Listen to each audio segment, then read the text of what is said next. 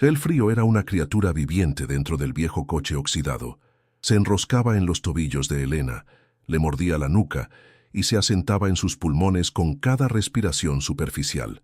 Llevaban 14 noches durmiendo allí, ella en el asiento del conductor reclinado hasta el límite y su hijo de 6 años, Leo, acurrucado en un nido de mantas raídas en el asiento del pasajero. El olor era una mezcla nauseabunda de tapicería húmeda, metal oxidado y el inconfundible aroma agrio de la desesperación. Afuera, la ciudad zumbaba con una vida que ya no les pertenecía. Adentro, el silencio solo se rompía por el débil silbido del viento contra el cristal y la tos seca y persistente de Leo, un sonido que era como un clavo martillado directamente en el corazón de Elena.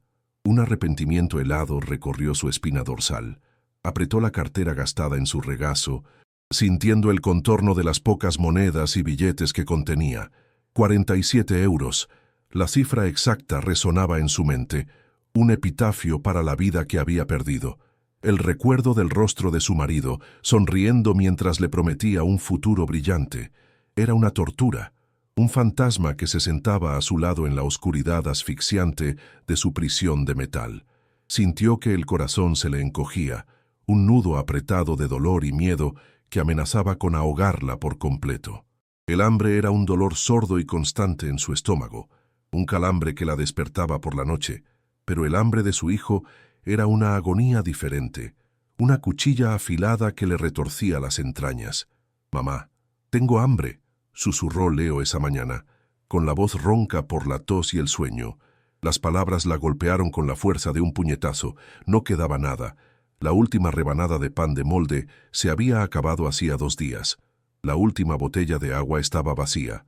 La náusea le subió por la garganta, al recordar la cara del prestamista, sus ojos pequeños y codiciosos recorriendo su apartamento antes de que se lo arrebatara todo. Recordó el sonido metálico de la cerradura siendo cambiada. Un clic que puso fin a su vida anterior. El aviso de desahucio, con sus letras negras e impersonales, seguía arrugado en la guantera, un recordatorio constante de su fracaso. Pasó los dedos por el salpicadero polvoriento, sintiendo la mugre pegajosa bajo las uñas. Así se sentía ella, sucia, desechada, rota. La tos de Leo volvió a sonar, más fuerte esta vez, un sonajero espantoso en el silencio del amanecer, y cada golpe en su pequeño pecho era un eco de la culpa que la consumía. Todo se había ido. Su marido, su amor, su ancla, se había ido en un instante, un amasijo de metal retorcido y negligencia en una obra de construcción. El recuerdo de la llamada telefónica, de la voz impersonal del capataz, todavía le provocaba escalofríos. Luego vino el olor a antiséptico del hospital, un olor que se aferró a su ropa y a sus recuerdos durante semanas, y la sensación insoportable de la mano de su marido, fría y sin vida, entre las suyas. Las deudas se acumularon como una inundación sucia, ahogándola lentamente. Vendió su máquina de coser, la herramienta de su oficio, el único legado de su madre. La sensación fantasma de la tela deslizándose bajo sus dedos la atormentaba, un recordatorio de la identidad que le habían robado. Ya no era una costurera, ni una esposa, era una viuda, una indigente, una cifra en las estadísticas de la crisis. La vergüenza era un fuego que le quemaba las mejillas constantemente, una fiebre que nunca remitía. Su mundo, antes lleno de color, hilos y patrones, se había reducido a los 4 metros cuadrados de este ataúd de metal oxidado, un universo gris de miedo y fracaso. Las 2 semanas se habían fundido en una monótona rutina de miseria, despertar con los músculos agarrotados y un frío que le calaba hasta los huesos, la búsqueda humillante de baños públicos donde poder lavarse la cara y los dientes, fingiendo una normalidad que se sentía como una farsa cruel.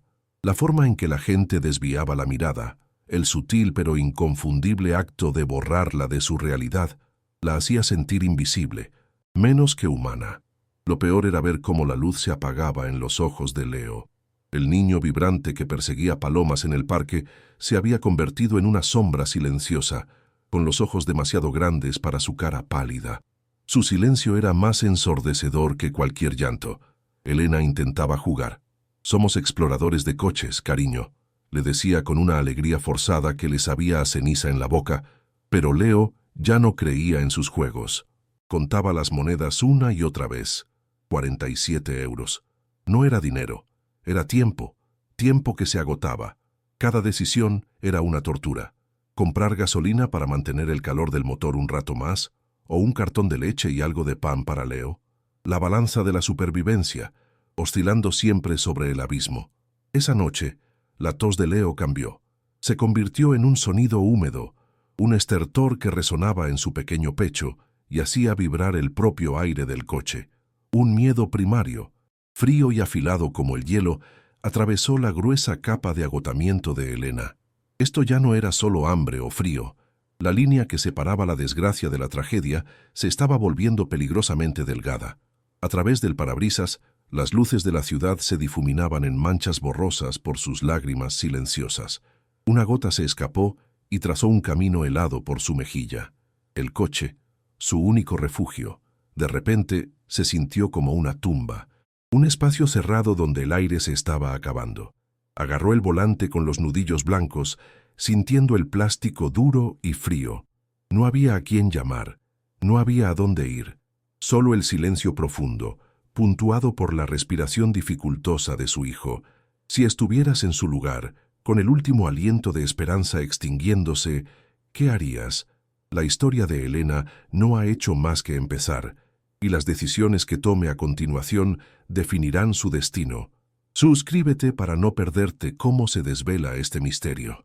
La esperanza llegó como un susurro en la atmósfera cargada de un café barato.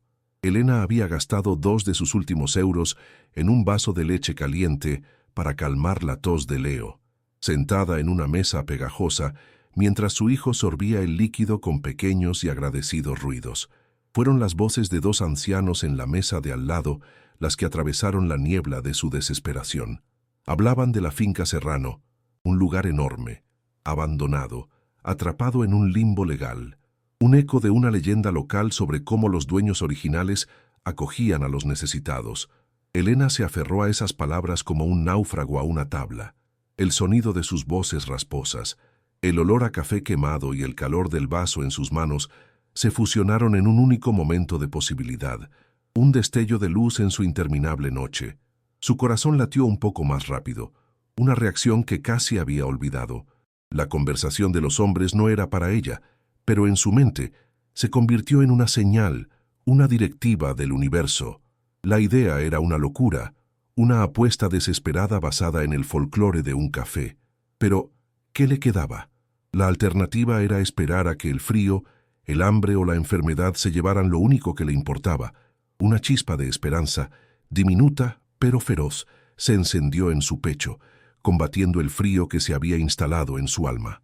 Miró a Leo, cuyo rostro pálido parecía un poco menos tenso con el calor de la leche. La decisión se tomó en ese instante. No era una elección, era un imperativo. Conduciría hasta allí. Encontraría ese granero del que hablaban los viejos. Se arriesgaría a ser descubierta, a ser expulsada, a cualquier cosa, por la remota posibilidad de un techo sólido sobre sus cabezas, aunque solo fuera por una noche.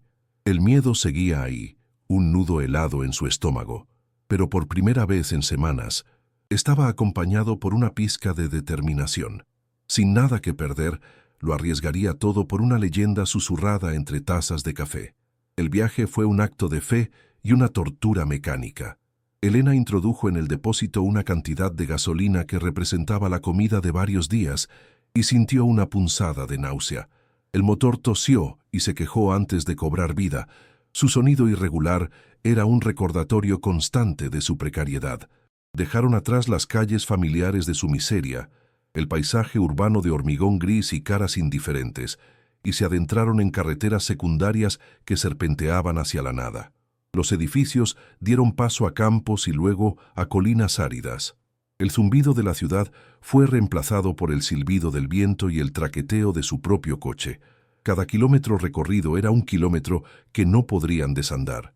El indicador de la gasolina bajaba con una velocidad alarmante. Una cuenta atrás para su encierro. Sintió el corazón apretado en el pecho.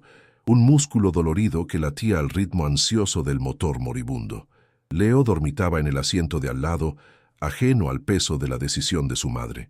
Después de casi una hora siguiendo indicaciones vagas y la propia intuición desesperada, lo vio, una larga muralla de piedra, devorada por la hiedra, que corría paralela a la carretera. Unas enormes puertas de hierro forjado, oxidadas y encadenadas, custodiaban una entrada que no se había usado en décadas. El nombre Finca Serrano apenas era legible en un arco de piedra cubierto de musgo. Su corazón dio un vuelco. Era real.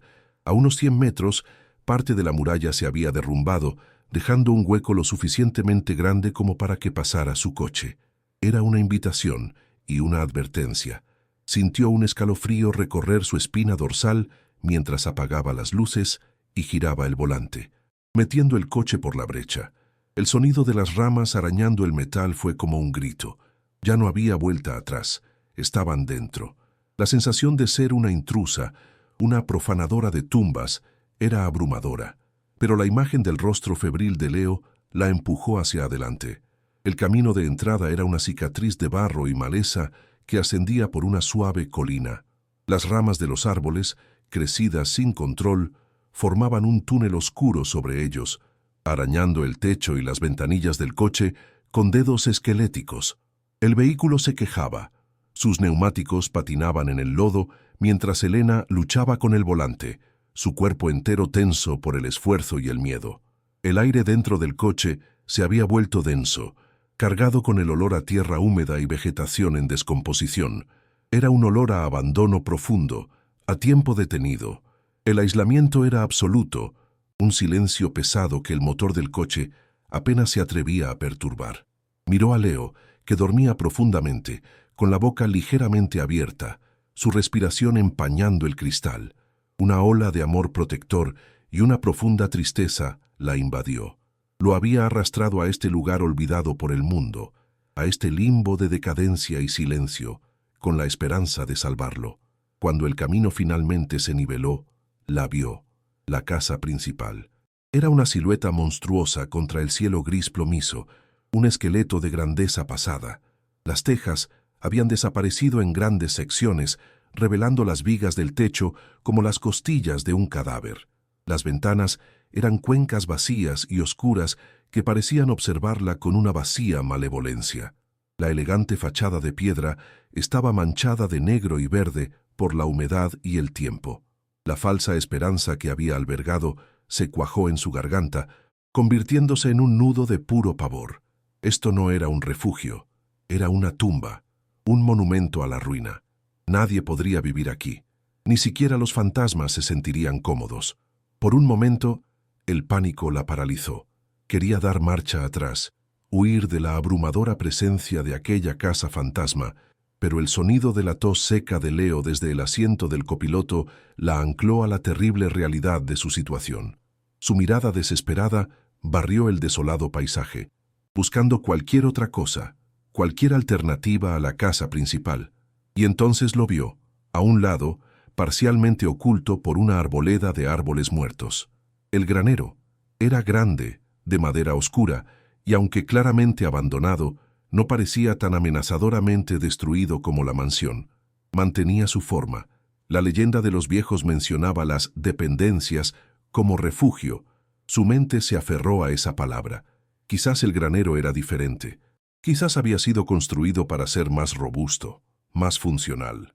Una última y delgada hebra de esperanza la impulsó a girar el volante y conducir lentamente hacia él, evitando los restos de una valla podrida. Se obligó a ignorar el estado de la mansión, concentrando toda su voluntad en la posibilidad de que el granero, solo el granero, pudiera ser su santuario temporal. Era una negociación con la realidad, un intento de reducir sus expectativas al mínimo para no romperse por completo. El coche se detuvo en el terreno irregular frente a las enormes puertas del granero. Elena giró la llave y el motor se apagó con un suspiro tembloroso, sumergiéndolos en un silencio tan profundo que le dolió en los oídos. Y entonces la golpeó.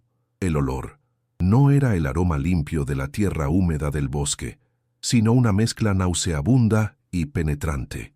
Era el hedor de la podredumbre, de la madera empapada y descompuesta durante años.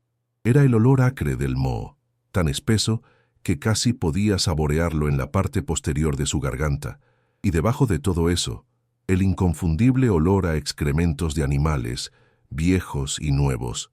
La náusea le subió por la garganta, agria y violenta.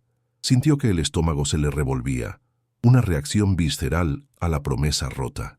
Este no era el olor de un refugio, era el olor de la decadencia, de la enfermedad, de la muerte lenta de un lugar. Abrió la puerta del coche y el aire frío y fétido la envolvió, casi robándole el aliento. Salió del coche, sus botas baratas hundiéndose en una mezcla de barro y algo blando y desagradable. El frío era más intenso aquí, un viento helado que se canalizaba entre la casa en ruinas y el granero, silbando con un sonido bajo y lúgubre. Se acercó a las puertas del granero que se alzaban sobre ella como un par de lápidas gigantes. La madera estaba gris y astillada, llena de agujeros de carcoma. Colocó las manos sobre la superficie rugosa y empujó. La puerta no se movió. Empujó de nuevo, esta vez con todo su peso, el hombro contra la madera podrida, un gemido agudo, el sonido del metal oxidado raspando contra el metal, rompió el silencio. La puerta se movió unos centímetros.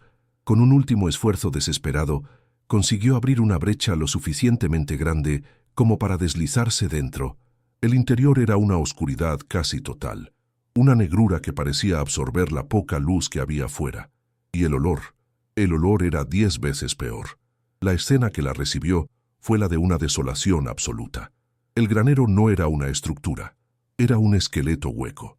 La escasa luz del atardecer se filtraba a través de enormes agujeros en el techo, iluminando columnas de polvo que bailaban en el aire quieto. Las vigas del techo, expuestas a los elementos, estaban cubiertas de una capa de musgo verde y parecían deformadas y peligrosamente combadas. El suelo era un campo de minas de barro, heno podrido, herramientas oxidadas y excrementos de todo tamaño. En un rincón, un montón de sacos viejos albergaba un nido de ratas. Vio el brillo de sus pequeños ojos negros antes de que desaparecieran con un chillido en la oscuridad. Un escalofrío de repulsión pura le recorrió la espalda, erizándole el vello de la nuca. Esta no era la decepción que temía. Era una pesadilla hecha realidad. Era infinitamente peor que el coche.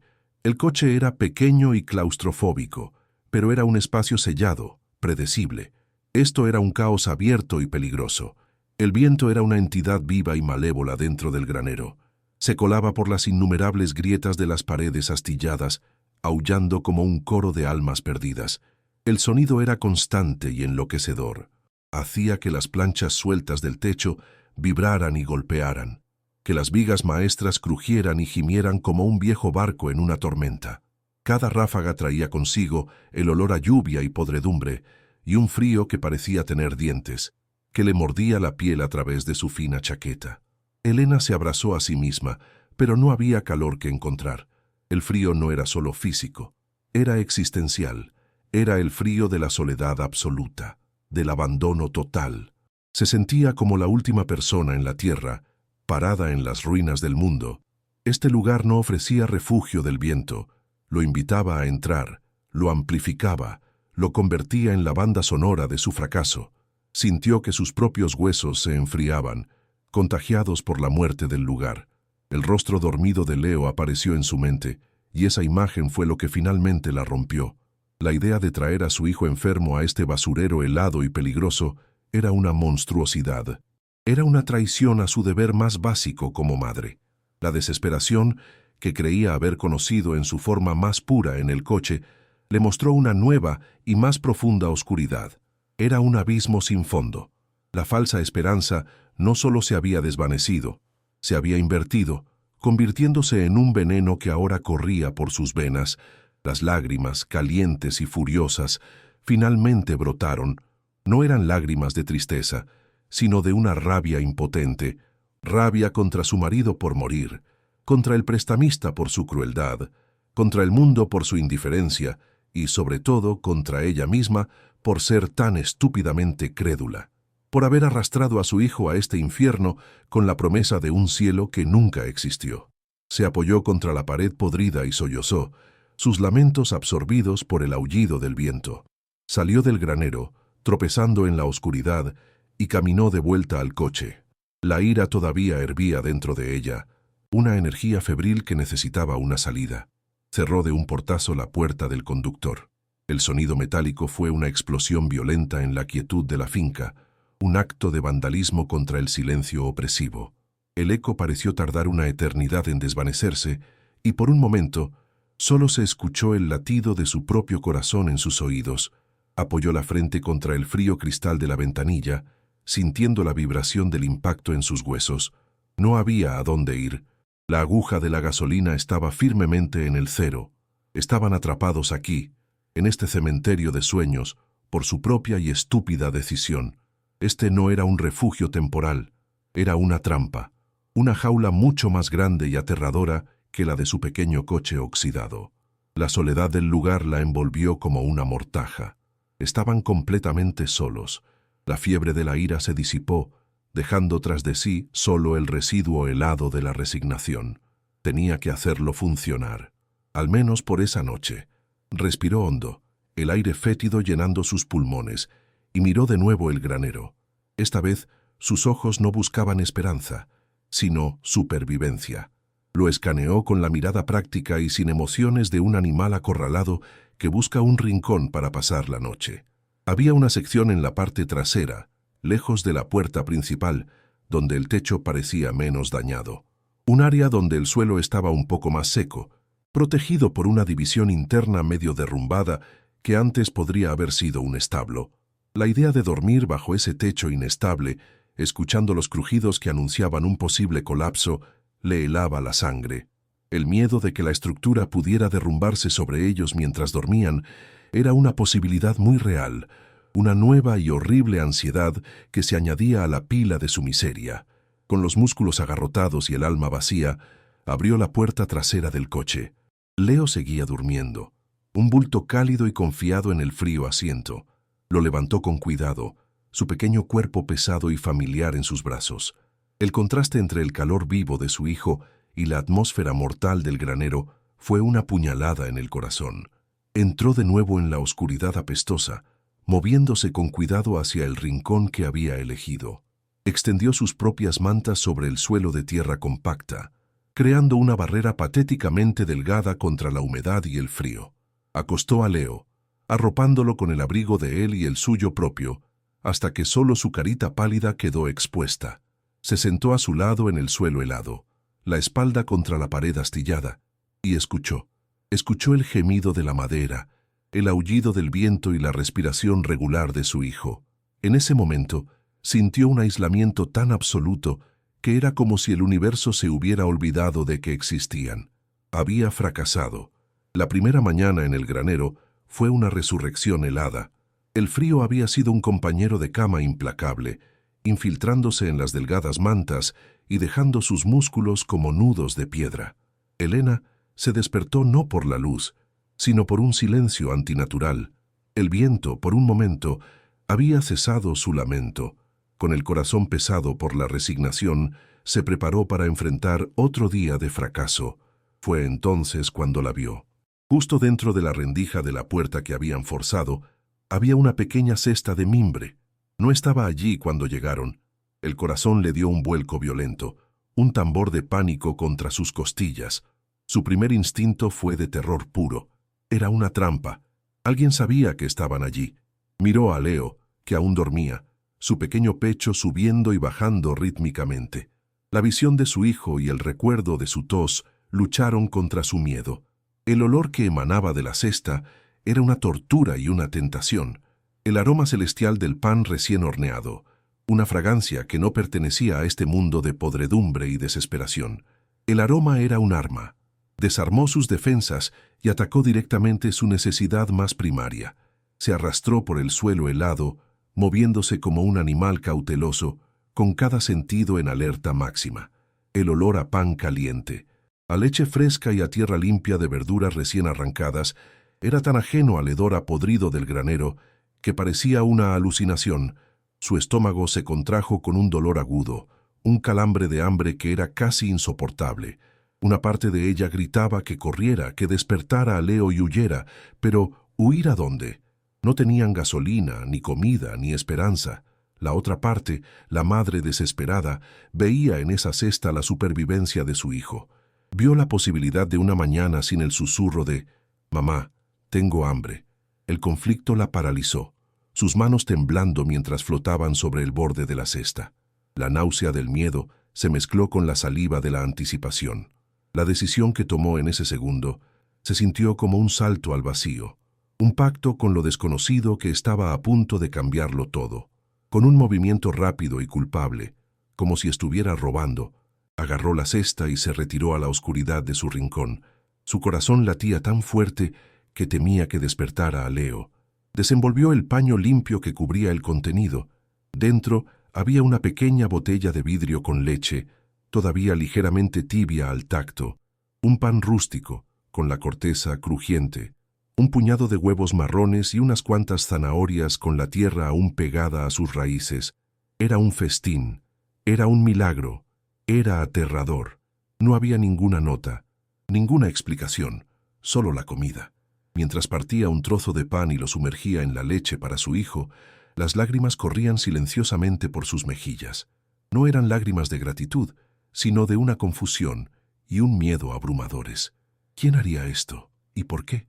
Cada bocado que le daba a Leo se sentía como si estuviera aceptando un contrato cuyas cláusulas no podía leer.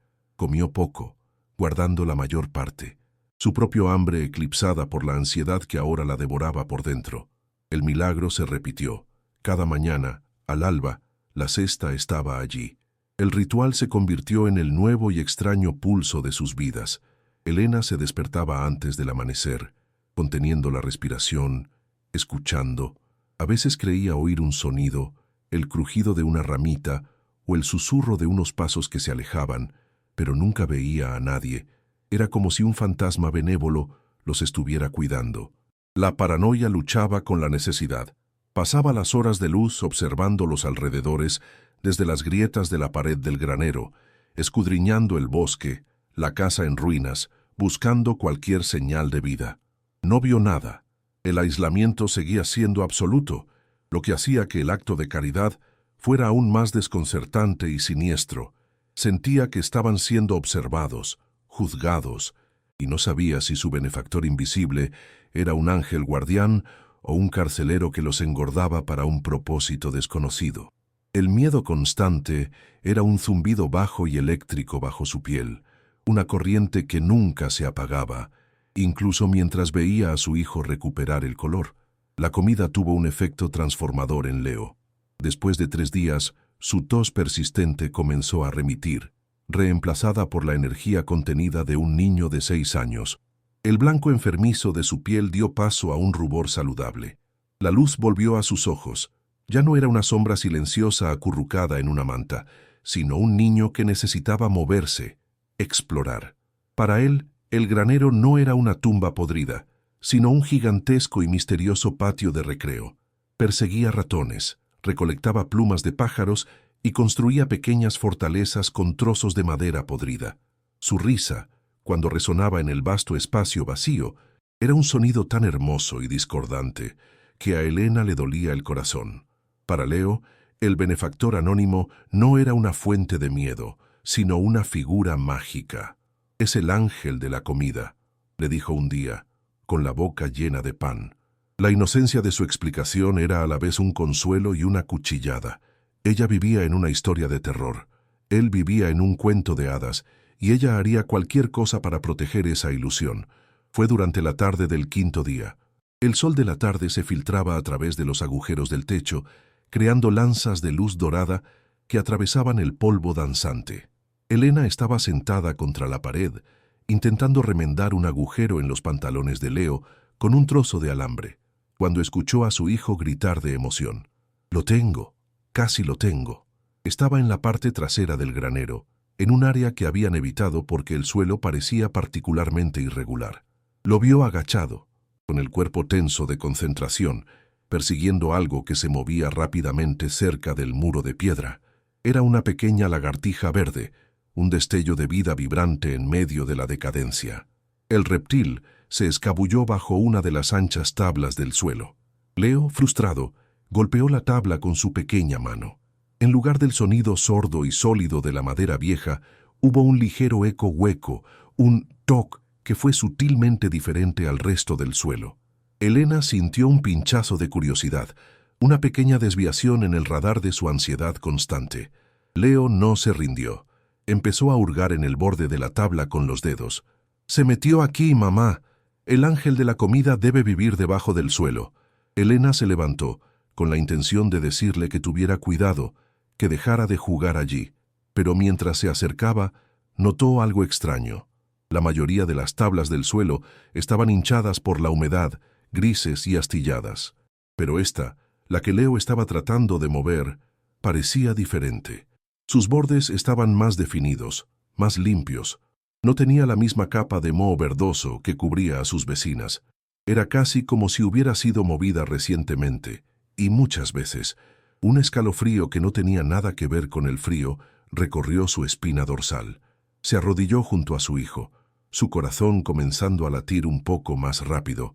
«Déjame ver, cariño», dijo, su voz apenas un susurro.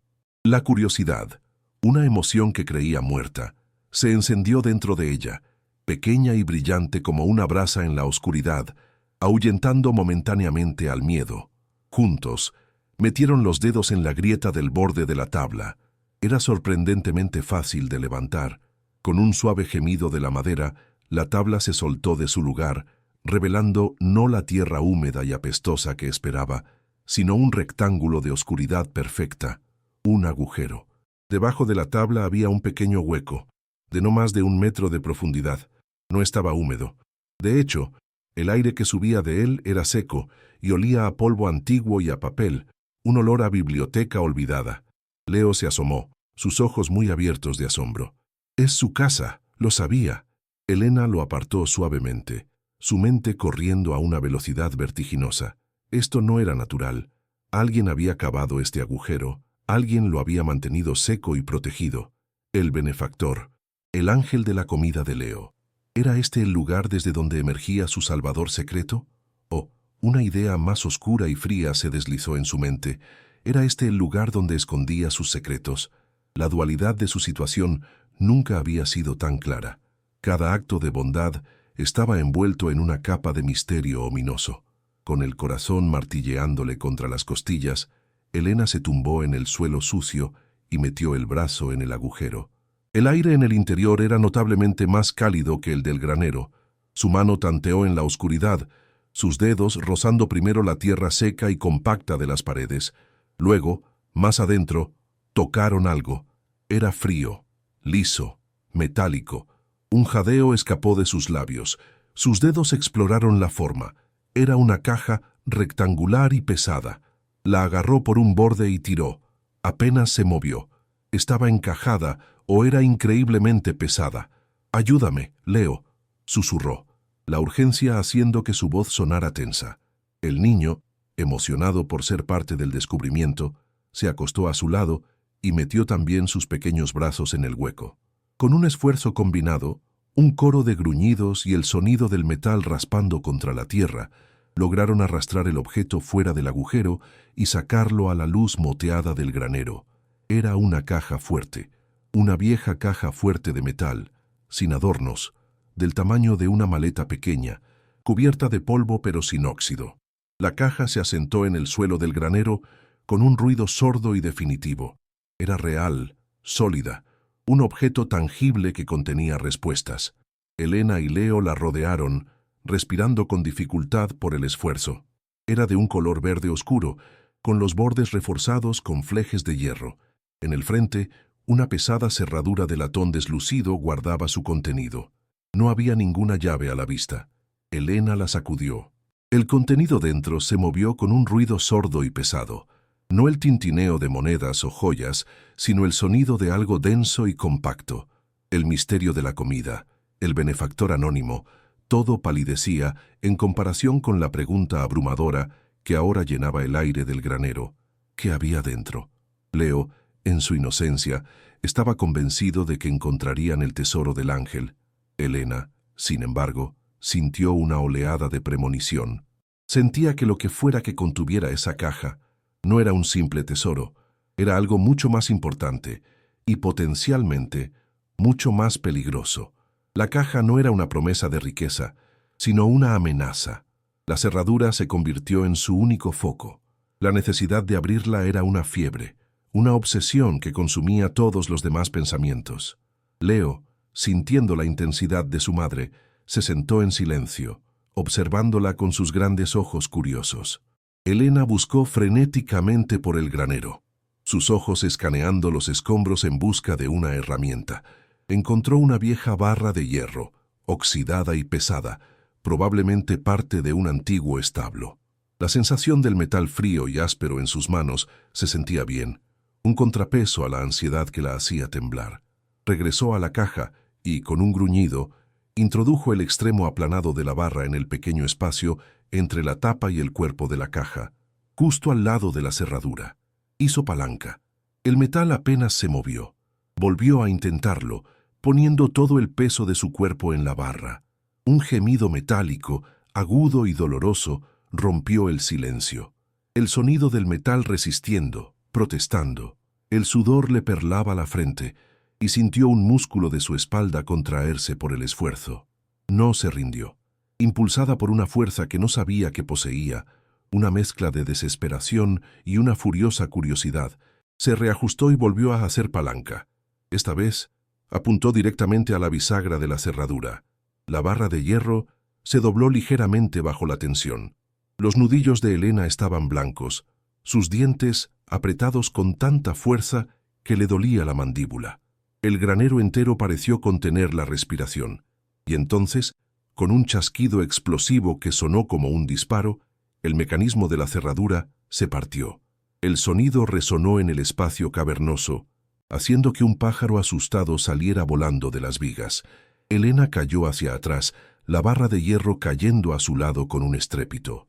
Por un momento, se quedó sin aliento en el suelo, mirando la caja ahora violada. El silencio que siguió fue más pesado que antes, lleno de una anticipación casi insoportable. Había cruzado un umbral, no había vuelta atrás. Lo que fuera que estuviera a punto de descubrir, ahora le pertenecía, con todas sus consecuencias. Se sentía como una profanadora de tumbas. Con las manos temblorosas, se arrodilló de nuevo frente a la caja. El pestillo roto colgaba inútilmente. Levantó la pesada tapa de metal. Un crujido de bisagras oxidadas fue el único sonido. No hubo ningún destello de oro, ningún brillo de joyas. El corazón de Leo cayó con un audible suspiro de decepción, pero Elena no se sintió decepcionada. En cambio, una oleada de intensa intriga la recorrió. El interior de la caja estaba abarrotado. En la parte superior había un grueso portafolio de cuero, atado con una cinta que se había vuelto quebradiza con el tiempo. Debajo, cuidadosamente apilados, había varios diarios. Eran libros gruesos, encuadernados en un cuero oscuro y gastado, sus páginas amarillentas y frágiles por los bordes. El aire que emanaba de la caja olía a tiempo mismo, a papel seco, a tinta desvanecida y al cuero envejecido. No era un tesoro de piratas, era un archivo, una cápsula del tiempo, una colección de secretos que alguien había considerado lo suficientemente importantes como para enterrarlos y protegerlos de la humedad y la decadencia. Sacó el primer diario, el cuero suave y frío bajo sus dedos. No tenía título, solo un leve relieve en la cubierta desgastada. Lo abrió con cuidado, temiendo que las páginas se desmoronaran al tacto. La primera página estaba llena de una caligrafía apretada pero legible, escrita con una pluma de tinta azul que se había desvanecido a un color gris pálido. La fecha en la esquina superior derecha la dejó helada. 1972. Esto había estado aquí, esperando durante décadas. Leyó la primera línea. Hoy han vuelto a preguntar por la niña. El coronel no se rinde. Dice que la tierra no estará verdaderamente asegurada hasta que se borre toda la línea de sangre. Un escalofrío recorrió su cuerpo. No entendía las palabras, pero sintió su peso, su historia siniestra. Esto no era un simple diario. Era un testimonio, la prueba de algo terrible que había sucedido en este mismo lugar. El ángel de la comida no solo les había dado sustento, les había entregado una carga, un secreto enterrado que ahora amenazaba con salir a la luz a través de sus manos. Dejó el diario a un lado, su mente dando vueltas.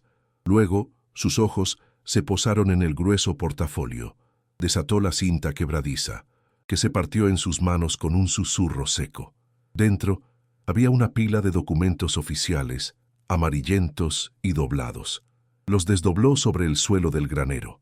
A pesar de su edad, eran sorprendentemente claros. Lo primero que vio fue un sello oficial en relieve, y las palabras «Escritura de propiedad original». El nombre en la escritura no era Gutiérrez ni Morales, sino Familia Serrano. Debajo había certificados de nacimiento, también con el apellido Serrano. Y debajo de todo, una serie de libros de contabilidad con columnas de números y anotaciones manuscritas detallando la gestión de una granja próspera. La verdad la golpeó con la fuerza de una revelación física.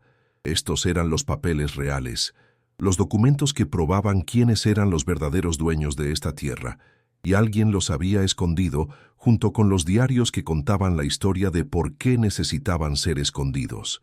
De repente, la escala de su descubrimiento se expandió exponencialmente, y el miedo que sintió fue más profundo que cualquier cosa que hubiera experimentado antes. Con la última luz del día muriendo, Elena se sentó en el suelo helado del granero, el mundo exterior desapareciendo hasta convertirse en un mero zumbido en sus oídos. El único universo que existía era el que contenían las páginas amarillentas del primer diario. El olor a polvo y a tiempo sellado se aferraba al aire a su alrededor, un perfume de secretos guardados durante demasiado tiempo. Pasó un dedo tembloroso sobre la caligrafía apretada, sintiendo los surcos secos de la tinta como si estuviera tocando las cicatrices de un fantasma. El cuero gastado del libro se sentía extrañamente vivo bajo sus manos, cálido a pesar del frío glacial que emanaba del suelo de tierra. Un terror profundo y una fascinación morbosa luchaban en su interior. Cada palabra que leía la arrastraba más profundamente a una historia que no le pertenecía, pero que, de alguna manera, sentía que estaba destinada a encontrar. Su corazón latía con un ritmo lento y pesado, marcando el compás de una revelación que estaba a punto de destrozar la quietud de su desesperación. Las primeras frases eran simples, observaciones diarias de un jornalero llamado Alfonso sobre el clima y las cosechas, pero el tono cambió abruptamente. Elena se detuvo en una entrada de 1973, las palabras grabadas en su mente como un epitafio. El coronel Gutiérrez vino hoy, leyó en un susurro apenas audible. Sus ojos eran como los de un lobo mirando un rebaño. No miraba a don Ricardo ni a doña Isabel, miraba la tierra debajo de sus pies. La codiciaba con una oscuridad que helaba la sangre. Un escalofrío violento sacudió a Elena, uno que no tenía nada que ver con la temperatura. Las palabras de Alfonso no eran una historia, eran un testimonio presencial. Podía sentir el miedo del hombre que las escribió, un terror que había traspasado las décadas para instalarse en su propio pecho. Miró a su alrededor, al granero en ruinas, y de repente las sombras parecieron más profundas. Las vigas que gemían sobre su cabeza sonaban como advertencias de los muertos. La finca ya no estaba simplemente abandonada, estaba herida, guardando la memoria de un pecado antiguo. A medida que avanzaba en la lectura, la imagen de la familia Serrano cobraba vida. Alfonso los describía no como terratenientes, sino como custodios. Eran una pareja de mediana edad, amables y profundamente religiosos, que creían que su riqueza era un don que debía ser compartido. Pero su caridad iba más allá de lo convencional.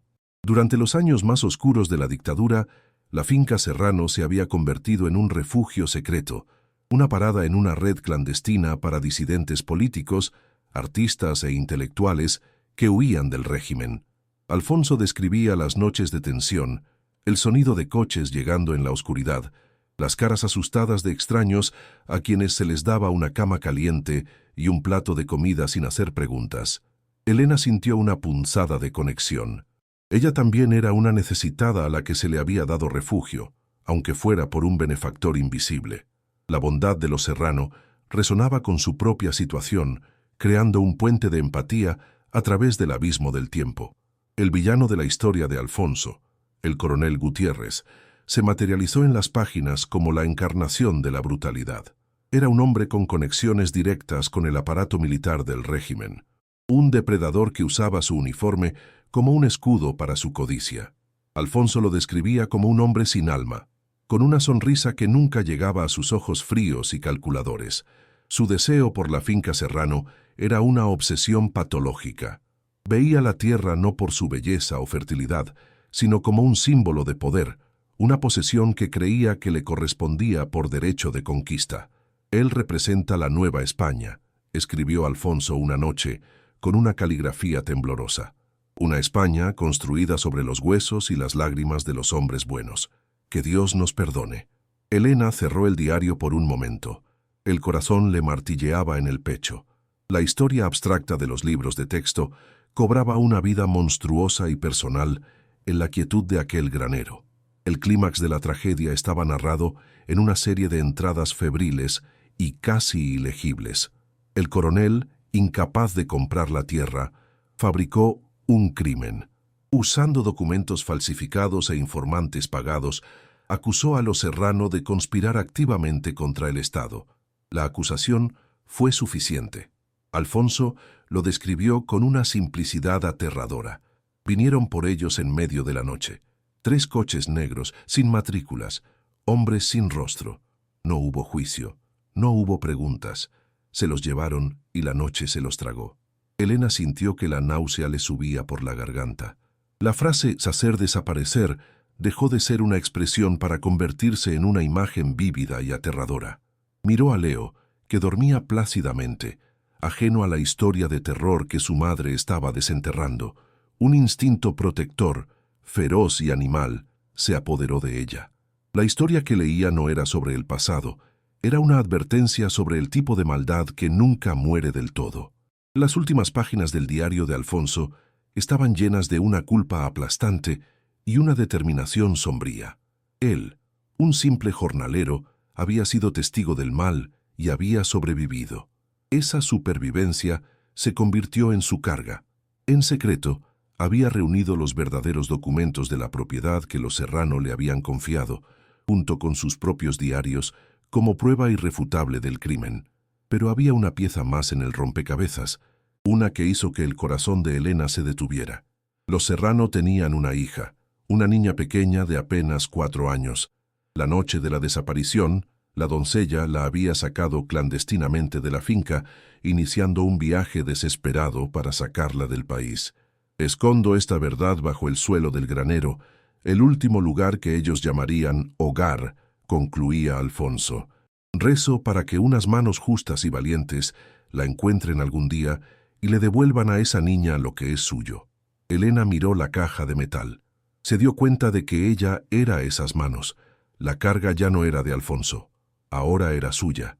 Justo en ese instante, un sonido atravesó la noche, rompiendo el hechizo del pasado. No era el gemido del viento ni el crujido de la madera. Era el motor de un coche. Un sonido bajo, potente y suave, completamente ajeno a la tartamudeante agonía del motor de su propio vehículo. Un pánico helado se apoderó de Elena. El instinto la hizo actuar antes de que pudiera pensar. Con manos frenéticas, metió los diarios y el portafolio de vuelta en la caja de metal. El chasquido de la tapa al cerrarse sonó como una sentencia. Deslizó la pesada caja bajo el montón de mantas sucias donde Leo dormía, ocultándola de la vista. Su corazón era un tambor desbocado contra sus costillas, tan fuerte que temía que su sonido llenara el granero. Se arrastró hasta una grieta en la pared de madera podrida y atisbó hacia el exterior, con el aliento contenido en su garganta. La noche ya no era un refugio. Se había convertido en un escenario para una nueva amenaza. Lo que vio la dejó sin aliento.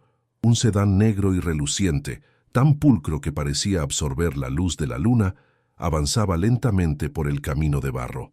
Las salpicaduras de lodo en sus flancos parecían una profanación. El vehículo se detuvo a unos 20 metros del granero, su motor emitiendo un zumbido casi silencioso. 2 hombres vestidos con trajes oscuros y ajustados descendieron. Se movían con una eficiencia contenida, sus miradas recorriendo el entorno con una vigilancia profesional que le erizó el vello de la nuca.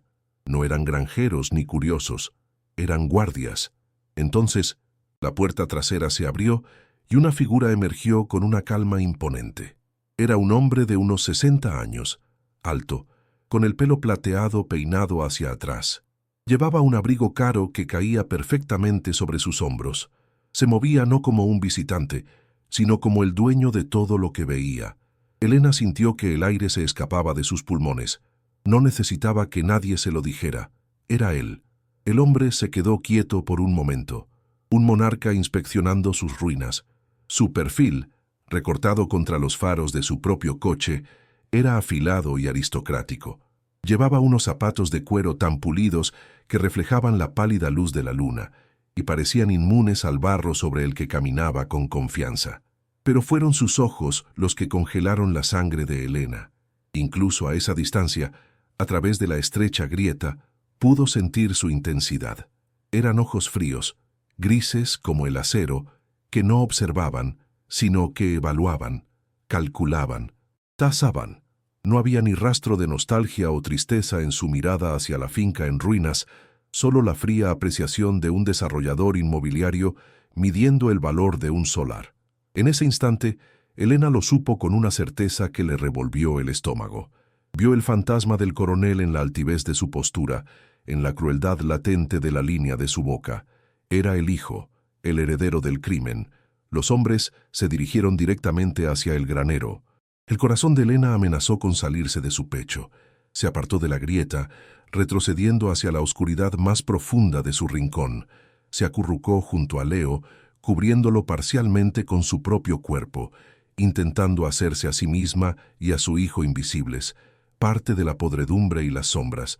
Contuvo la respiración, escuchando el sonido de sus pasos acercándose, el crujido de la grava y las ramas secas bajo sus caros zapatos. El sonido se detuvo justo afuera.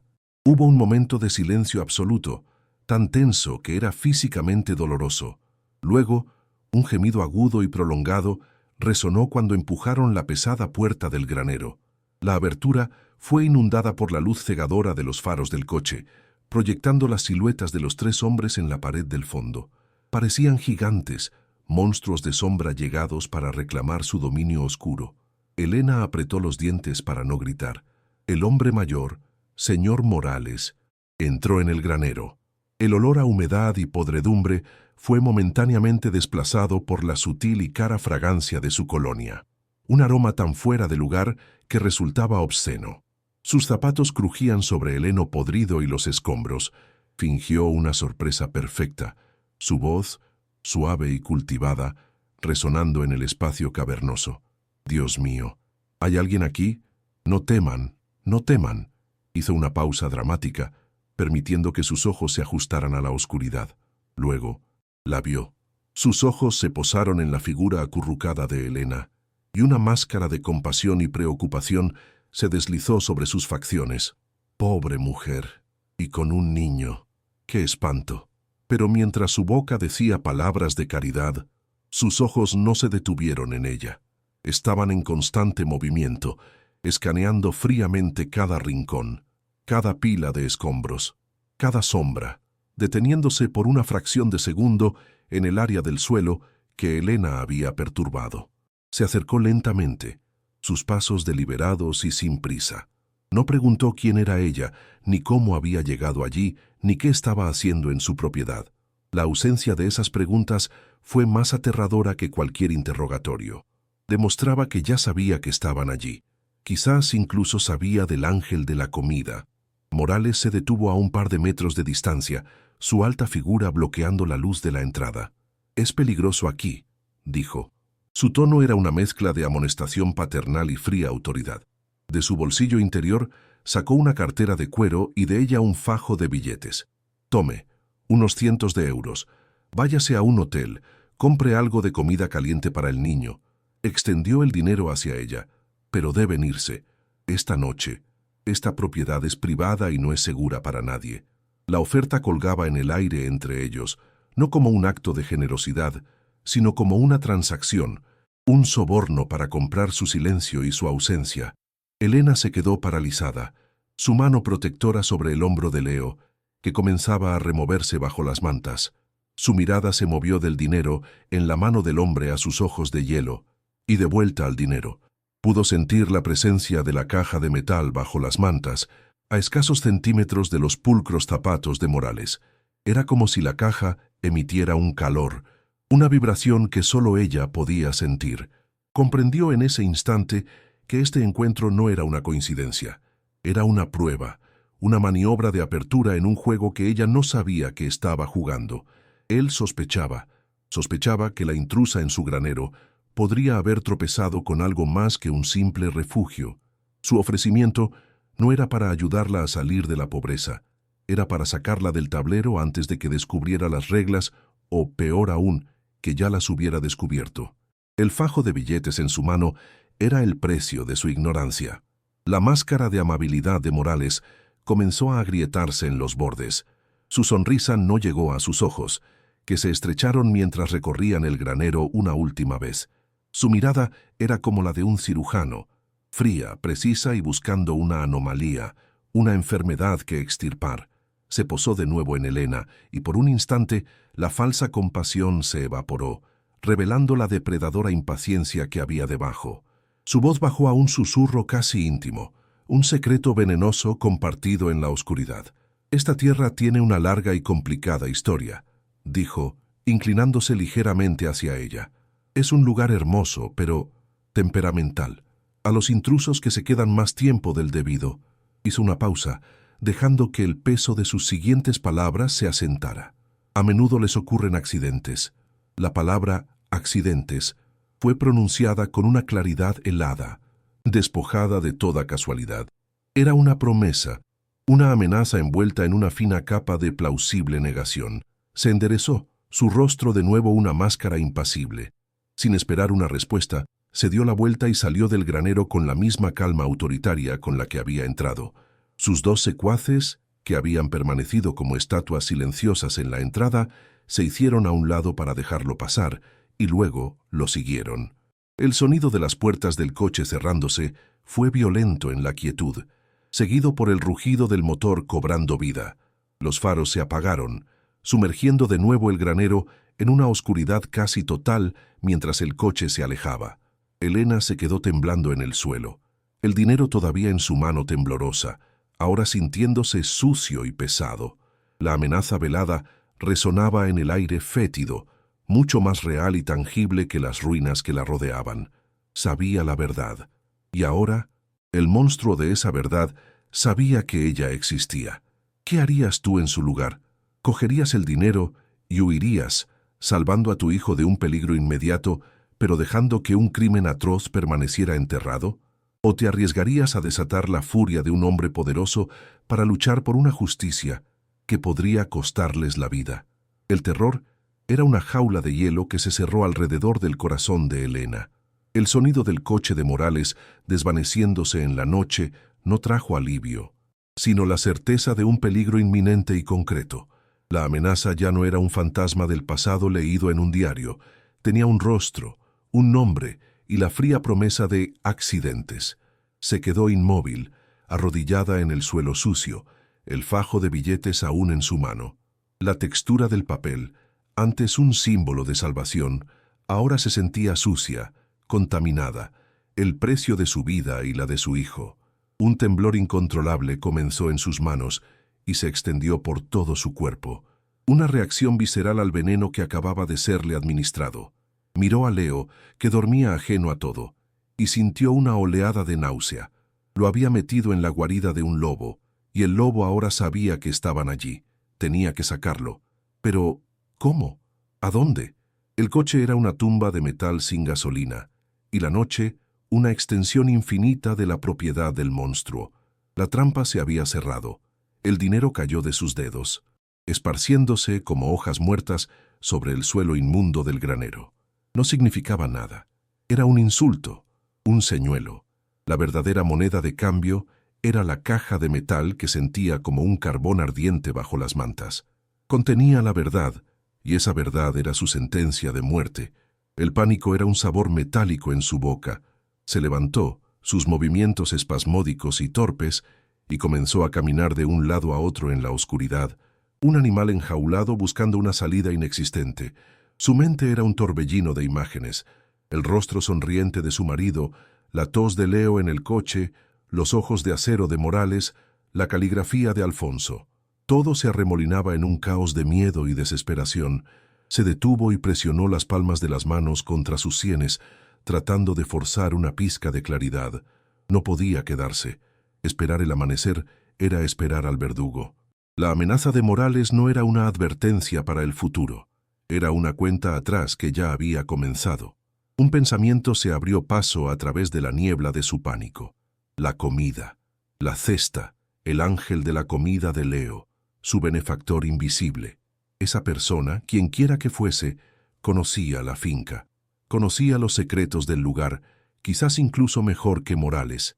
Esa persona había estado dejando comida deliberadamente, un acto de bondad que ahora, a la luz de la visita de Morales, parecía infinitamente más complejo y arriesgado. ¿Era un aliado o simplemente otro jugador en este juego mortal? No tenía elección. Era la única hebra de esperanza a la que podía aferrarse. Se acercó a la grieta en la pared y volvió a mirar hacia afuera, esta vez no hacia el camino de entrada, sino hacia los bordes de la propiedad, hacia el denso y oscuro bosque que rodeaba el claro. Su mirada, ahora afilada por la desesperación, buscaba algo, cualquier cosa que no fuera parte de la decadencia natural. Buscaba una señal de vida, una anomalía en el patrón del abandono.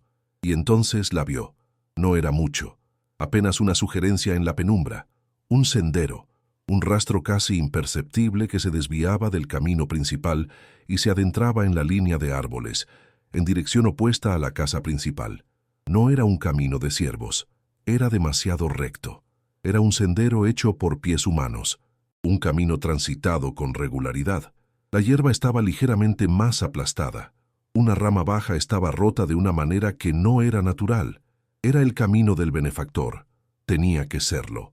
Una decisión se formó en su mente, nacida no del coraje, sino de la ausencia total de alternativas. Despertó a Leo suavemente. «Cariño, vamos a dar un pequeño paseo nocturno», susurró, su voz temblorosa, pero intentando sonar tranquila.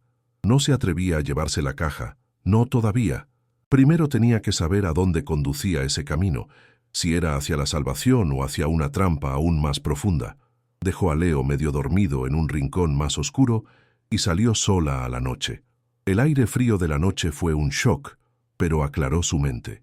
El olor a podredumbre del granero fue reemplazado por el aroma limpio y resinoso de los pinos y la tierra húmeda. Siguió el sendero, sus ojos luchando por adaptarse a la oscuridad casi total bajo la cubierta de los árboles. El suelo era blando, cubierto de una alfombra de agujas de pino que amortiguaban sus pasos. El silencio aquí era diferente al del granero. No era un silencio de abandono, sino uno lleno de vida oculta. El ulular lejano de un búho, el susurro de un pequeño animal en la maleza. El miedo seguía siendo su compañero, un nudo apretado en su estómago, pero ahora estaba mezclado con una extraña sensación de propósito. Cada paso la alejaba del granero, de Morales, de la amenaza inmediata. El sendero serpenteaba durante unos 100 metros, siempre ascendiendo ligeramente, hasta que el denso bosque se abrió a un pequeño claro. Y en el centro del claro vio una luz, una única y cálida luz amarilla que brillaba desde la ventana de una pequeña cabaña. La cabaña era pequeña y robusta, construida con troncos oscuros y un techo de pizarra. Parecía tan antigua como el propio bosque, pero estaba claramente habitada. Una delgada columna de humo blanco se elevaba de una chimenea de piedra, disolviéndose en el cielo nocturno. Era un faro de vida en un océano de muerte y decadencia. Elena se detuvo en el borde del claro, oculta por el último de los árboles. El corazón le latía con una mezcla de esperanza y terror extremo. ¿Había encontrado al benefactor o al verdadero carcelero? Podría ser una trampa. Podría ser alguien que trabajaba para Morales. La luz de la ventana era a la vez una invitación y una advertencia. Estaba tan cerca de una posible respuesta, pero dar el siguiente paso y salir a la luz se sentía como el mayor riesgo que había tomado en su vida. Se quedó allí, paralizada por la indecisión, su respiración formando nubes blancas en el aire helado, el destino de su hijo pesando sobre cada segundo de su vacilación. Mientras debatía qué hacer, la puerta de la cabaña se abrió con un suave crujido. Una silueta apareció en el umbral, recortada contra la cálida luz del interior. Era un hombre, anciano, ligeramente encorvado, vestido con ropas sencillas de trabajo. Sostenía una taza humeante en sus manos nudosas. No parecía sorprendido. Se quedó quieto por un momento, mirando directamente hacia la oscuridad donde ella se escondía. «Te estaba esperando», dijo el hombre. Su voz era grave y rasposa, como piedras rodando en el lecho de un río, pero no contenía ninguna amenaza. Sabía que vendrías después de la visita de Morales. El corazón de Elena se detuvo. Él sabía, lo sabía todo. La vio a Morales y la estaba esperando. El miedo no se disipó, pero cambió de forma, transformándose en un asombro aturdido. Salió lentamente de la sombra de los árboles, sintiéndose expuesta y vulnerable, sus manos levantadas en un gesto universal de rendición. «No tengas miedo, niña. Aquí estás a salvo». El hombre se hizo a un lado, invitándola a entrar con un gesto de la cabeza. Su nombre era Silas. Entró en la cabaña y el calor la envolvió como un abrazo. El interior era una única habitación, ordenada y limpia. Olía a leña quemada, a estofado de hierbas y a cera de abejas. Una pequeña estufa de leña ardía alegremente en una esquina, proyectando sombras danzantes en las paredes de madera. En una mesa, un pan a medio cortar y un trozo de queso descansaban junto a una lámpara de aceite. Era un santuario de simplicidad y calor, el antídoto perfecto para el frío y la podredumbre del granero. Silas le indicó que se sentara en una silla de madera junto al fuego. Su rostro, a la luz de la lámpara, estaba surcado de arrugas profundas, un mapa de una vida larga y difícil, pero sus ojos, de un azul pálido y acuoso, eran amables. Había una profunda tristeza en ellos, pero también una chispa de determinación inquebrantable. Elena se sentó, su cuerpo finalmente comenzando a dejar de temblar. Silas le sirvió un cuenco del estofado caliente sin decir una palabra. El simple acto de bondad, la calidez del cuenco en sus manos heladas, fue suficiente para que las lágrimas comenzaran a brotar de sus ojos. «Come», dijo él suavemente. «Necesitas fuerzas para lo que viene». Elena comió, el caldo caliente y sabroso, calmando el nudo de ansiedad en su estómago. Mientras comía, Silas se sentó frente a ella. «Dejé la comida para vosotros», confirmó, respondiendo a la pregunta no formulada. «Vigilo esta tierra. Es mi deber. Una promesa». Elena levantó la vista del cuenco, su mente luchando por conectar las piezas. «¿Por qué?», susurró ella. «¿Por qué nosotros?». Silas suspiró, un sonido largo y cansado que pareció venir de lo más profundo de su alma. «Porque vi en ti lo mismo que mi padre vio en Los Serrano. Vi una bondad desesperada. Vi a una madre dispuesta a todo por proteger a su hijo. Vi a alguien que, si encontraba la verdad, no huiría con ella. La usaría para hacer justicia. Tu padre», repitió Elena, la palabra resonando en la pequeña cabaña. Una sospecha increíble, una conexión demasiado perfecta para ser una coincidencia, comenzó a formarse en su mente. Miró a los ojos del anciano, buscando la confirmación. Silas asintió lentamente, entendiendo su pensamiento. «Mi padre era Alfonso», dijo. La revelación aterrizó en el silencio de la habitación con el peso de décadas. El hombre que escribió los diarios. Elena jadeó. El cuenco casi se le cae de las manos. Todo encajó en su lugar con una claridad cegadora. El guardián, el protector del secreto. Estaba sentada frente al hijo del hombre, cuya voz la había estado guiando a través de la oscuridad de la historia. El ángel de la comida no era un fantasma, era un legado, una promesa transmitida de padre a hijo, una vigilia que había durado casi 50 años, esperando a que la persona adecuada tropezara con el secreto enterrado. Se dio cuenta de que no había tropezado con el secreto por accidente, había sido guiada hacia él. Silas se inclinó hacia adelante, su voz bajando a un susurro conspirador. «Mi padre me hizo prometerlo en su lecho de muerte, Vigila el granero, hijo mío, me dijo. Un día, alguien digno vendrá, alguien que el espíritu de los Serrano envíe.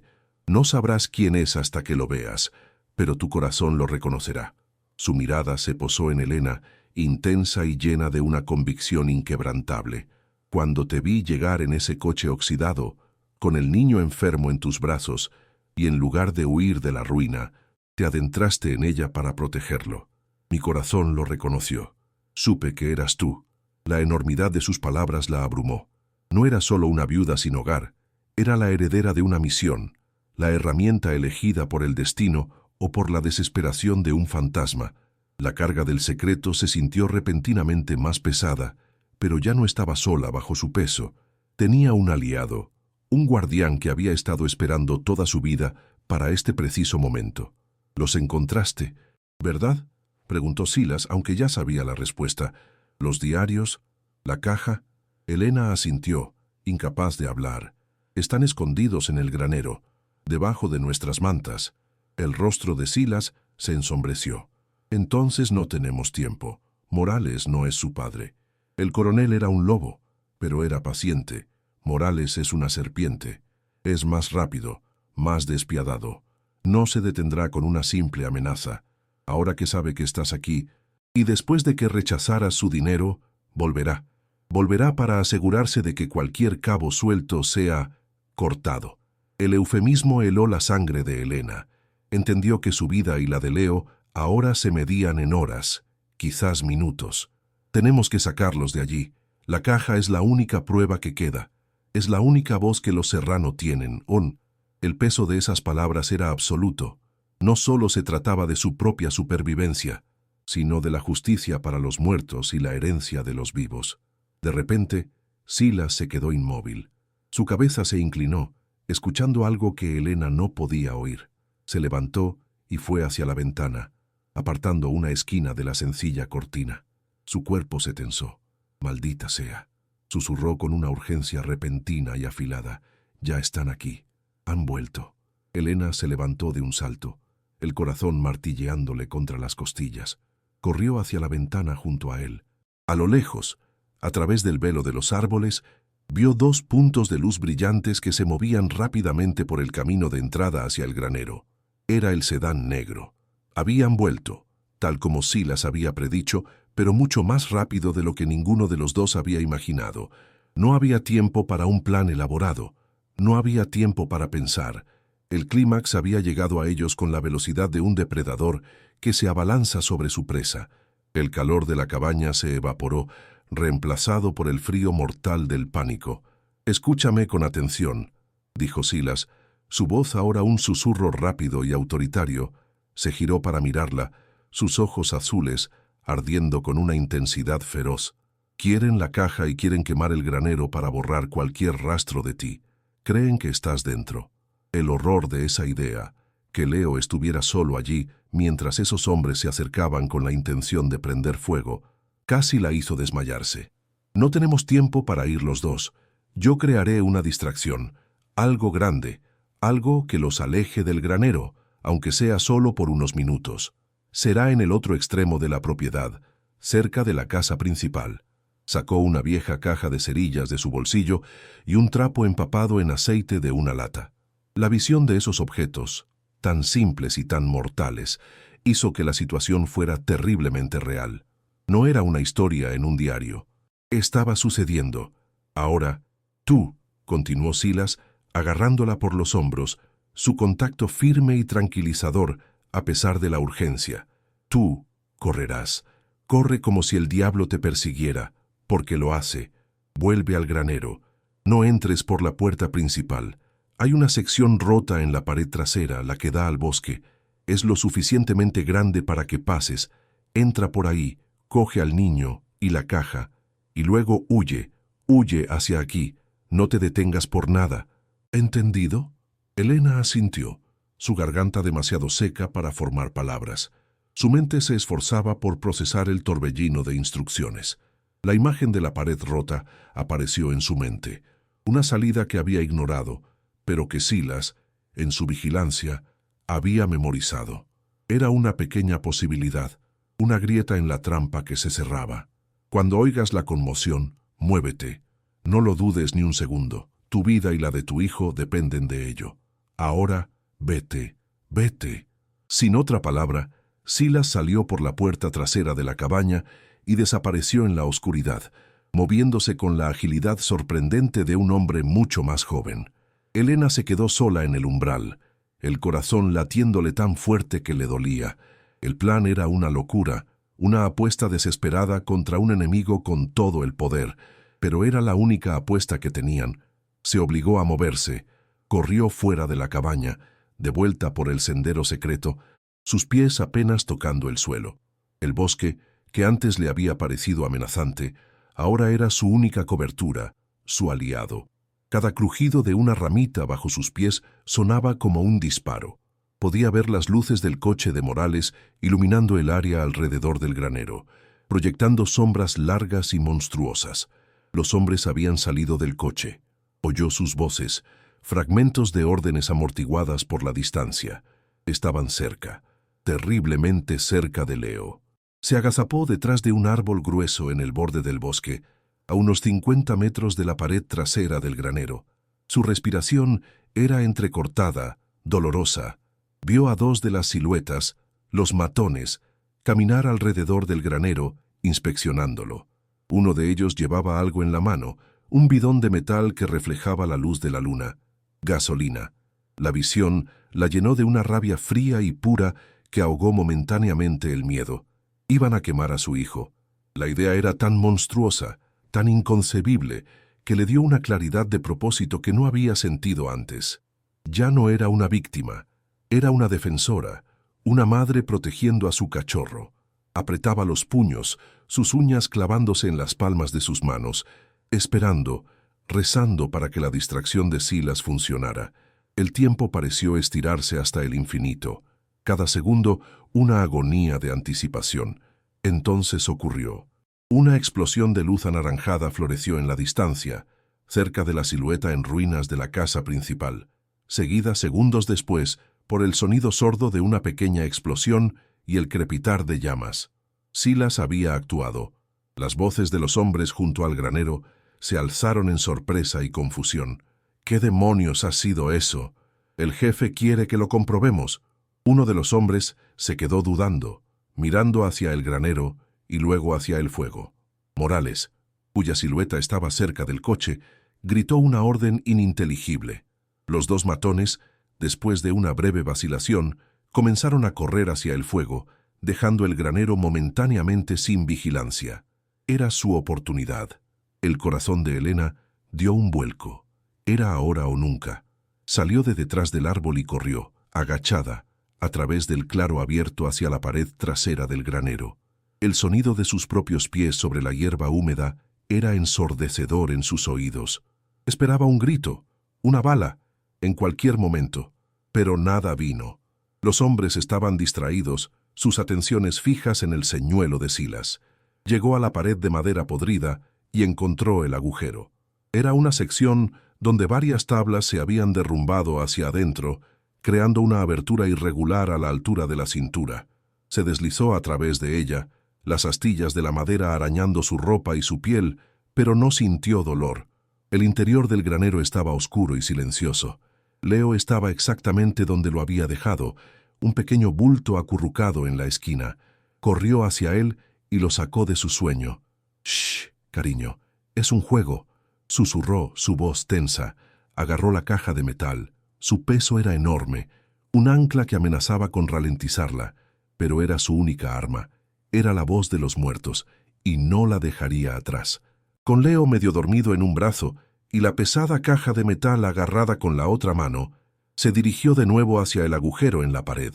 El esfuerzo era inmenso. Sus músculos gritaban en protesta. El peso de la caja la desequilibraba. Afuera, podía oír los gritos de los hombres que se daban cuenta del engaño. «No hay nada aquí. Es una trampa». El sonido de sus pasos corriendo de vuelta hacia el granero comenzó a retumbar. El tiempo se había acabado. Salió a trompicones por el agujero justo cuando uno de los hombres rodeaba la esquina del granero y la veía.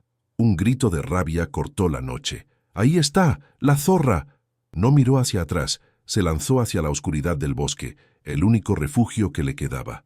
Las ramas le arañaban la cara y los brazos. El suelo irregular amenazaba con hacerla caer a cada paso. Detrás de ella, el sonido de la persecución era inconfundible. Corrió a ciegas, impulsada por pura adrenalina. El peso de Leo era un dolor sordo en su hombro. El borde de la caja de metal golpeaba dolorosamente su pierna a cada zancada. Podía oír a los hombres estrellándose contra la maleza detrás de ella, sus maldiciones y respiraciones jadeantes cada vez más cerca. El bosque era un laberinto de troncos negros y sombras que se retorcían. No sabía si iba en la dirección correcta hacia la cabaña de Silas. Solo corría, alejándose del peligro, hacia una esperanza incierta. El miedo era un animal vivo en su garganta, amenazando con ahogarla. Tropezó con una raíz, casi cayendo, pero un instinto primario la mantuvo en pie. No podía caer. Caer significaba la muerte. Caer significaba que Leo caería en manos de esos monstruos. El pensamiento la impulsó hacia adelante, encontrando una reserva de fuerza que no sabía que poseía. Podía oír el latido de su propio corazón, un tambor frenético que ahogaba todos los demás sonidos. El aire le quemaba los pulmones. Cada respiración era un cuchillo. La distancia entre ella y sus perseguidores se estaba acortando. Podía oír sus pisadas, el crujido de las hojas justo detrás de ella. Estaban a punto de alcanzarla. En un último acto de desesperación, se desvió bruscamente del camino apenas visible, sumergiéndose en la parte más densa y oscura del bosque, esperando que la oscuridad más profunda pudiera ocultarla. Se apretó contra el tronco de un roble antiguo, tratando de controlar su respiración jadeante para no hacer ruido. Acurrucó a Leo contra su pecho, su mano cubriendo su boca para ahogar cualquier sonido. La caja de metal se sentía como una piedra de 1000 kilos. Los pasos de los hombres pasaron corriendo a pocos metros de donde estaba escondida. Siguieron por el camino principal, sin verla. Se quedó allí, inmóvil, durante lo que pareció una eternidad, escuchando cómo el sonido de sus perseguidores se desvanecía en la distancia. El silencio volvió a caer sobre el bosque, pero ahora estaba cargado de una tensión insoportable. ¿Se habían ido? ¿O estaban dando vueltas, buscándola? Cada crujido de una hoja, cada susurro del viento era una nueva amenaza. El alivio era una emoción demasiado lejana para considerarla. Solo había un estado de alerta máximo, un miedo crudo que la mantenía paralizada. Apretó a Leo contra ella, sintiendo el calor de su pequeño cuerpo. Él era real, la caja era real, el peligro era real. Tenía que seguir moviéndose, no podía quedarse allí. Lentamente, dolorosamente, se levantó, sus piernas temblando por el esfuerzo y el miedo. Tenía que encontrar la cabaña de Silas. Tenía que llegar a la luz. Con un cuidado infinito, comenzó a moverse de nuevo. Esta vez no corriendo, sino deslizándose entre los árboles como una sombra. Intentaba recordar la dirección de la cabaña, usando la ligera pendiente del terreno como guía. El bosque ya no era un simple escondite. Se había convertido en un campo de batalla donde cada sombra podía ocultar a un enemigo. El peso de la caja parecía aumentar a cada paso, un recordatorio constante de lo que estaba en juego. La imagen de los hombres prendiendo fuego al granero, su ira al descubrir el engaño, ardía en su mente. Sabía que no se rendirían fácilmente. Esta huida no era el final del enfrentamiento, era solo el comienzo. Había escapado de la jaula, pero ahora estaba perdida en el desierto y los cazadores todavía andaban sueltos. La pequeña y cálida luz de la cabaña de Silas era ahora la única esperanza que le quedaba en el mundo. Finalmente, a través de un hueco en los árboles, la vio, la luz. La pequeña ventana amarilla de la cabaña de Silas brillaba en la oscuridad como la estrella más brillante del firmamento. Un sollozo de alivio se escapó de sus labios. Había encontrado el camino. Tropezó en los últimos metros, saliendo del bosque y cruzando el pequeño claro.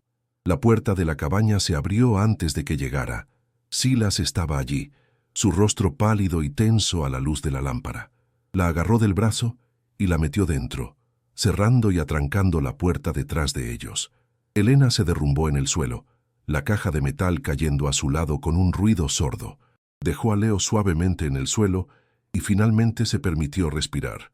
El aire de la cabaña, lleno del olor a humo y seguridad, llenó sus pulmones.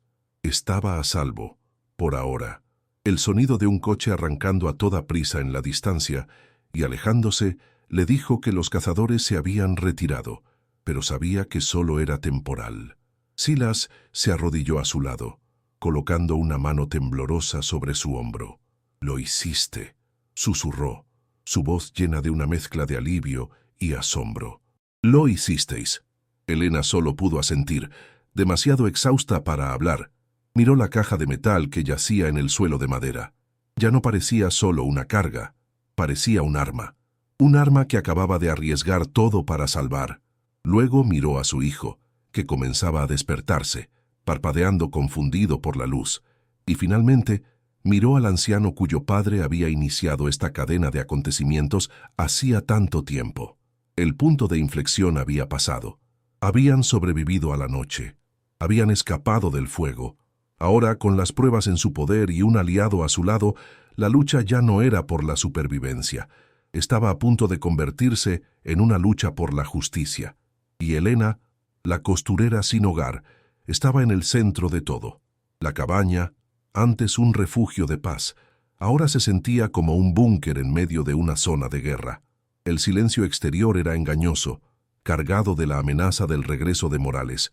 Silas se movía por la pequeña habitación con una energía nerviosa, comprobando la cerradura de la puerta, atisbando por las grietas de las contraventanas. La adrenalina de la huida comenzaba a desvanecerse en Elena, dejando tras de sí un agotamiento profundo que le pesaba en los huesos y un miedo persistente que se negaba a desaparecer. Miró la caja de metal, su superficie fría y sin adornos. Contenía la historia de un crimen, la prueba de una injusticia, la voz de los muertos. Y ahora, por el simple hecho de poseerla, se había convertido en el objetivo de un hombre que no se detendría ante nada para mantener esa historia enterrada. La sensación de peligro no había disminuido con la distancia, al contrario, se había concentrado en esa pequeña habitación de madera, convirtiéndola en el epicentro de un terremoto inminente. Leo, ahora completamente despierto, estaba sentado en el suelo, mirando con los ojos muy abiertos a su madre y al anciano. «¿Era ese el juego, mamá?», preguntó, su voz infantil una nota discordante en la atmósfera tensa. Corrimos muy rápido. Elena sintió que el corazón se le encogía. Se arrodilló y lo abrazó con fuerza, inhalando el olor de su pelo. «Sí, cariño. Corrimos muy rápido. Ganamos el juego». Mintió, la palabra sabiendo a ceniza en su boca. Le estaba mintiendo para protegerlo, así como los Serrano habían intentado proteger a su propia hija, así como Alfonso había intentado proteger la verdad. Se dio cuenta de que se había unido a una larga línea de personas que habían luchado en las sombras de esa finca. La batalla no era nueva. Simplemente había encontrado a su nueva soldado, y al mirar el rostro confiado de su hijo, supo que no tenía más opción que luchar hasta el final, sin importar el coste. Su supervivencia personal ya no era suficiente, necesitaba ganar. Silas se acercó a una esquina de la cabaña, a un área que Elena no había notado antes. Estaba cubierta por una vieja manta colgada de la pared. La apartó, revelando un equipo que parecía completamente fuera de lugar en el entorno rústico. Una radio de aficionado antigua, con sus diales, medidores y un laberinto de cables. El metal del equipo brillaba débilmente a la luz de la lámpara. Morales controla a la policía local. Denunciarlo aquí sería como entregarse a él directamente, dijo Silas, su voz grave y seria mientras encendía el equipo, que cobró vida con un zumbido bajo y el brillo de sus luces de vacío. Pero no controla a todo el mundo. No controla a la gente que todavía recuerda. Durante años he estado en contacto con alguien en Madrid, un abogado de derechos humanos, uno de los buenos, que dedicó su vida a los crímenes de la dictadura. Le conté la historia de mi padre, una leyenda sin pruebas, hasta ahora. El sonido de la estática llenó la cabaña mientras Silas giraba el dial, buscando una frecuencia. El crepitar y los silbidos parecían la voz del propio tiempo, un río de ruido del que Silas intentaba pescar una sola voz. Elena observaba, fascinada y aterrorizada, Ese artilugio anticuado, esa reliquia de otra época, era ahora su única conexión con el mundo exterior, su única esperanza de que la justicia prevaleciera. La huida por el bosque no había sido el final del clímax, había sido el comienzo de una nueva fase, una carrera contra el tiempo para hacer llegar la verdad a las manos adecuadas antes de que Morales pudiera silenciarlos para siempre. El zumbido de la radio era el latido del corazón de su última oportunidad. Se acercó a la mesa, la caja de metal a sus pies, sintiendo el peso de la historia y el futuro de su hijo en el aire crepitante de la pequeña cabaña. La batalla por la finca Serrano estaba a punto de librarse en las ondas de radio. Tras un crujido de estática que pareció durar una eternidad, una voz clara y grave surgió de la radio. «Aquí, Javier. Te recibo, Silas. Llevo años esperando esta llamada. El alivio en la cabaña fue tan denso que se podía tocar». Silas, con la voz temblorosa por la emoción, explicó la situación en frases cortas y urgentes. «La tenemos, Javier. La prueba, los diarios de mi padre, las escrituras originales, están aquí. Pero el hijo de Gutiérrez lo sabe. Ha intentado matarlos». Elena escuchaba, abrazada a Leo, con la mano aferrada a la fría caja de metal. Cada palabra que Silas pronunciaba era un ladrillo en el muro de su nueva reality. La voz de Madrid regresó, tranquila, pero con un filo de acero. «No os mováis de ahí, no habléis con nadie. La policía local está comprada.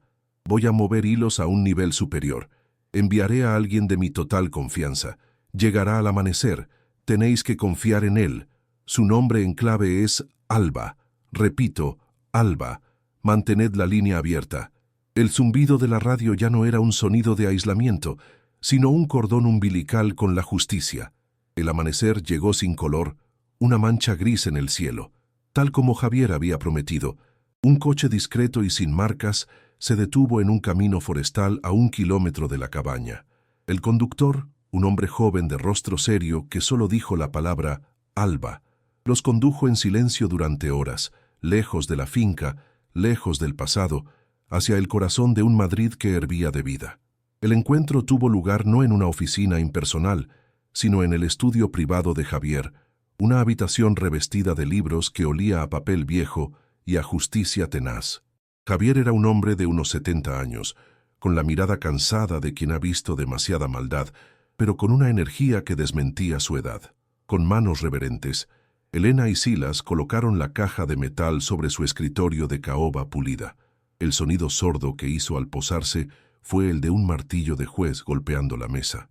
La verdad, después de casi 50 años de silencio, finalmente estaba en la sala del tribunal que importaba. Javier abrió la caja. El olor a tiempo escapó llenando la habitación. Sacó los diarios uno por uno, pasando sus dedos expertos por el cuero gastado. Luego, desdobló las escrituras originales de la familia Serrano. Sus ojos se movieron rápidamente sobre la caligrafía de Alfonso, absorbiendo décadas de dolor, miedo y un crimen atroz. Elena vio cómo la expresión del abogado cambiaba, endureciéndose hasta convertirse en una máscara de furia fría y controlada. «Esto», susurró, «más para sí mismo que para ellos. Esto es más que una apropiación ilegal de tierras. Esto está directamente conectado con las desapariciones forzadas del régimen. Es un crimen contra la humanidad. No prescribe». Levantó el teléfono. Su movimiento era ahora rápido y decidido.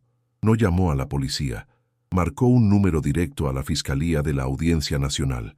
«Tengo algo que llevamos buscando 40 años», dijo, su voz resonando con el peso de la historia. «Tengo la voz de los Serrano y la confesión de sus verdugos». La operación se desencadenó con la precisión silenciosa de un depredador.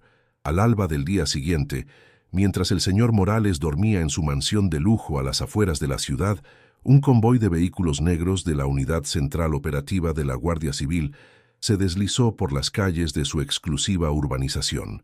No hubo sirenas, solo el sonido de botas tácticas en la grava y el clic metálico de las armas al ser preparadas. Derribaron la puerta principal con un ariete.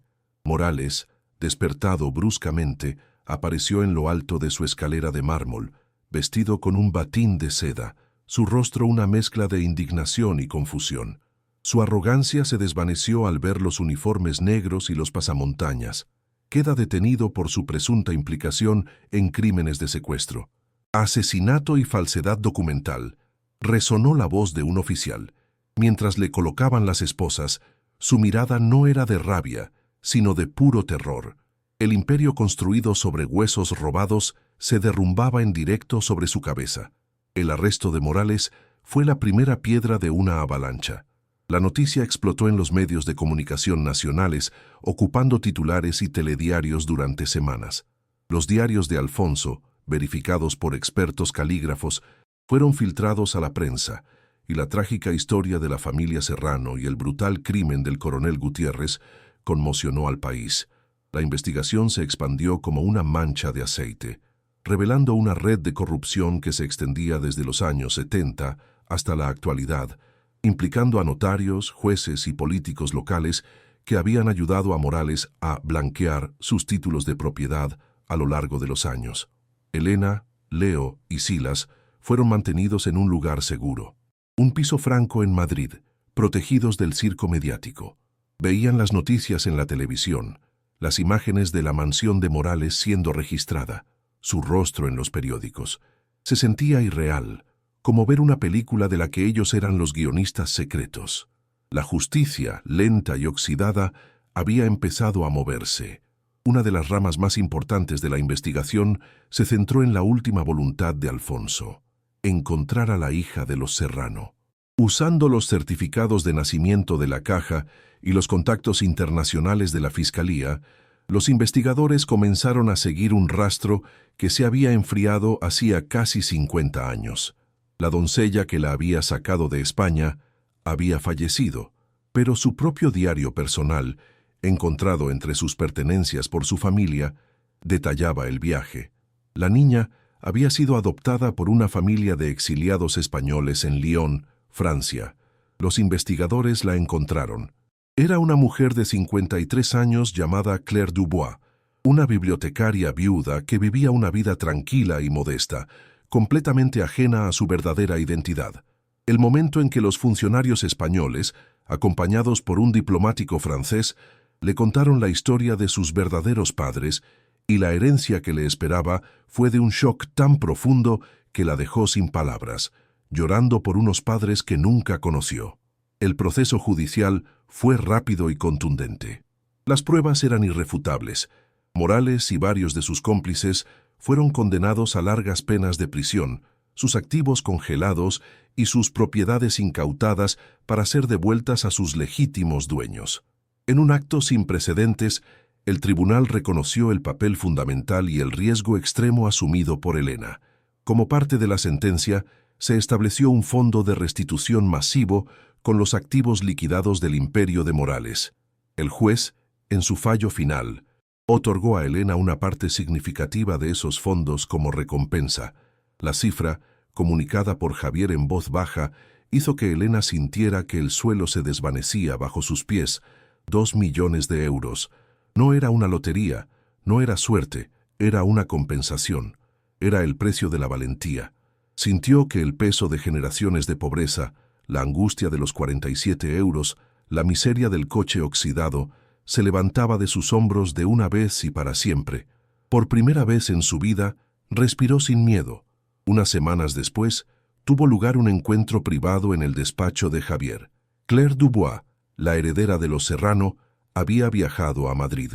Era una mujer menuda, de ojos amables y tristes que recordaban a los de su madre, descritos por Alfonso. Abrazó a Elena con una gratitud silenciosa que transmitía más que cualquier palabra. «Usted le ha devuelto la voz a mis padres», susurró en un español con acento francés. «Ha restaurado nuestro nombre». Durante la reunión con los abogados, Claire tomó una decisión. «No voy a volver a la finca», dijo con firmeza. «Mis raíces están en Francia, y esos terrenos guardan demasiados fantasmas para mí». Miró directamente a Elena. «Pero esa tierra la eligió a usted. El espíritu de mis padres, el espíritu de Alfonso, la guiaron hasta allí». Ante la sorpresa de todos, instruyó a sus abogados para que cedieran legalmente a Elena la propiedad del granero y las 4 hectáreas de tierra fértil que lo rodeaban. «Construya un hogar allí», le dijo. Llene ese lugar de vida y risa. Es lo que ellos hubieran querido. Un año después, el olor ya no es a moho y podredumbre, sino a pino recién cortado y a la lavanda que crece bajo la ventana de la cocina. Donde antes se erigía el esqueleto del granero, ahora se alza una casa de campo sólida y acogedora, con un porche de madera y un tejado nuevo. El viento ya no aúlla a través de las grietas, susurra entre las hojas de los robles.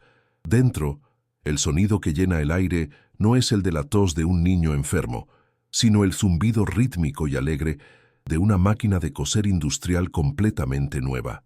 Elena, sentada junto a una ventana que da a un jardín lleno de verduras, guía la tela con una destreza que nunca perdió. Su pequeño negocio de costura online, especializado en diseños artesanales, tiene más pedidos de los que puede manejar.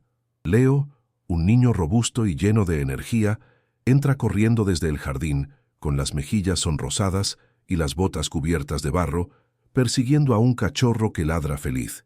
El contraste con la vida en el coche oxidado es tan absoluto que parece pertenecer a otra persona, a un fantasma de un pasado lejano.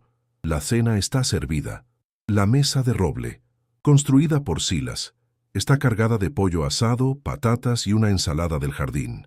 Ya no cuentan las monedas, cuentan las bendiciones. Elena, Leo y Silas, el anciano que se ha convertido en el abuelo que Leo nunca tuvo, comen juntos, su risa llenando la cálida cocina. Elena mira a su hijo, que relata una aventura con la lagartija del día, y una única lágrima, esta vez de pura y abrumadora gratitud, se desliza por su mejilla. La seca rápidamente, pero Silas la ve y sonríe.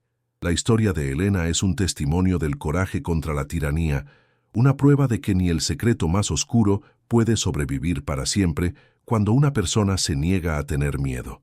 Si crees en el poder de la justicia y en las historias donde los valientes son recompensados, suscríbete y únete a nuestra comunidad. Hay innumerables verdades esperando a ser contadas.